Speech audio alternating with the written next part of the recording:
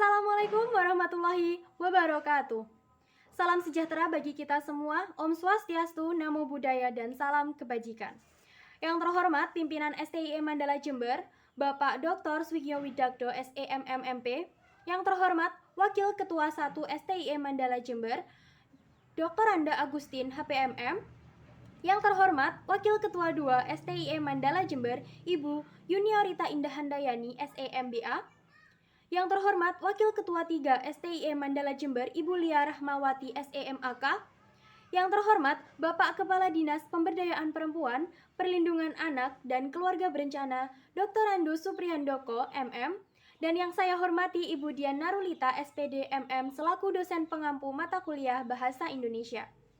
Pertama-tama, marilah kita panjatkan rasa puji syukur kita atas kehadirat Allah Subhanahu wa Ta'ala yang telah memberikan kita semua rahmat sehingga kita semua dapat berkumpul pada hari ini dalam keadaan sehat walafiat.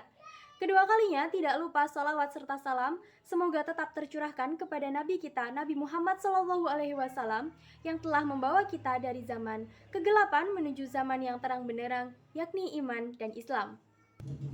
Hadirin yang berbahagia, pada kesempatan kali ini izinkan saya menyampaikan sedikit ilmu dengan topik wanita dan pendidikan.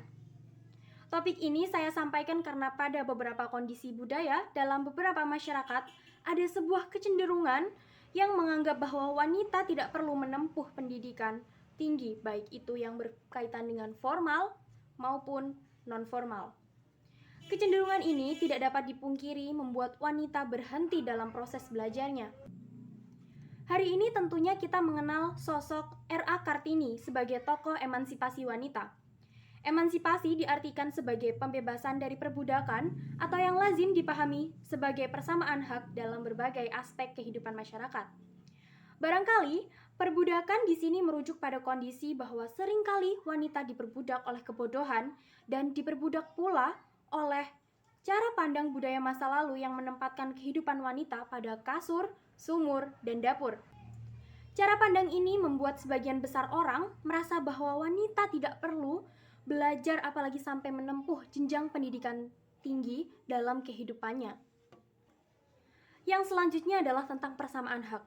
Barangkali fitrah dan hak antara laki-laki dan wanita memang berbeda sehingga dalam keadaan apapun tidak dapat dipersamakan.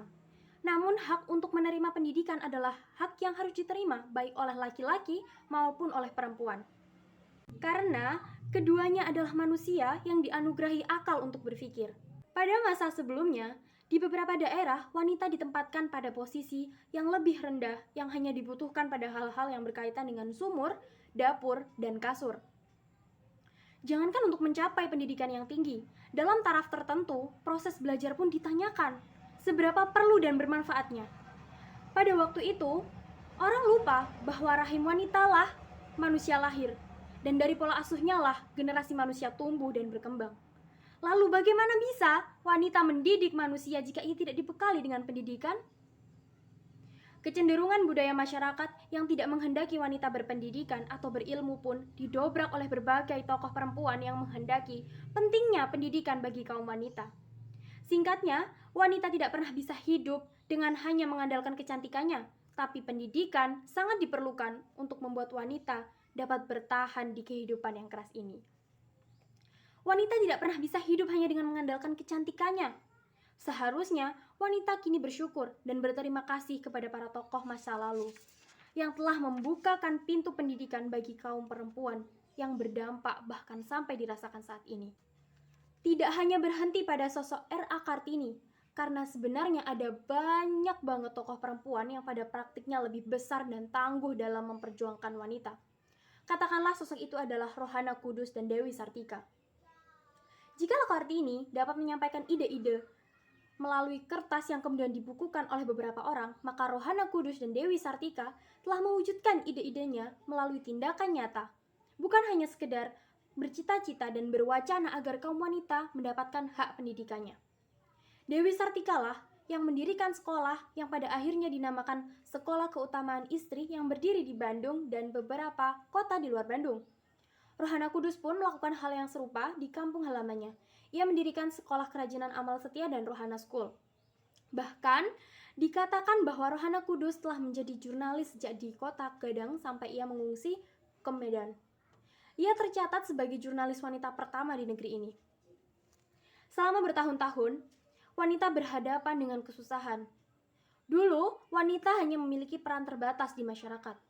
Pada waktu itu, mereka tidak memiliki pilihan lain selain melakukan pekerjaan rumah tangga dan menjadi pengurus anak. Mereka tidak diizinkan untuk berpartisipasi dalam aspek yang dipandang untuk pria saja. Berkat wanita-wanita kuat dan upaya tak kenal lelah dari aktivis feminis dan kemanusiaan selama beberapa dekade terakhir, terlahirlah wanita yang sekarang memiliki kemerdekaan untuk memilih peran mereka sendiri di masyarakat. Kita harus merayakan kemerdekaan ini, dan hari ini adalah waktu yang tepat untuk melakukannya. Bapak dan Ibu sekalian, kita bergerak menuju masa depan, masa dalam sejarah yang mana dunia mengakui kesetaraan gender. Pepatah mengatakan, wanita memimpin dunia. Bukanlah hanya pepatah saja, karena wanita di seluruh dunia melakukan perubahan di dunia dengan berkontribusi besar-besaran kepada dunia. Wanita modern tidak bergantung lagi kepada pria. Mereka mampu melakukan sesuatu yang setara dengan pria. Adalah tanggung jawab kita. Sudah tanggung jawab kita untuk mengapresiasi dan menghormati wanita yang membuat perubahan ke dunia dan membawa kesuksesan kepada hidup mereka dan hidup orang lain di sekitar mereka. Saya ingin mengutarakan mimpi saya, bahwa di masa depan, saya berharap gadis-gadis akan tumbuh menjadi wanita dengan kebebasan. Wanita dengan kebebasan memilih, wanita yang bisa memilih peran mereka sendiri dan merasa aman melakukan apa yang mereka inginkan di bidang mereka masing-masing. Saya ingin mereka memiliki kesempatan yang sama di dunia kerja. Saya berharap mereka tumbuh menjadi wanita yang bisa mengubah masyarakat menuju masa depan yang lebih baik. Mungkin itu saja yang dapat saya sampaikan. Kurang lebihnya saya mohon maaf yang sebesar-besarnya. Selamat pagi dan wassalamualaikum warahmatullahi wabarakatuh.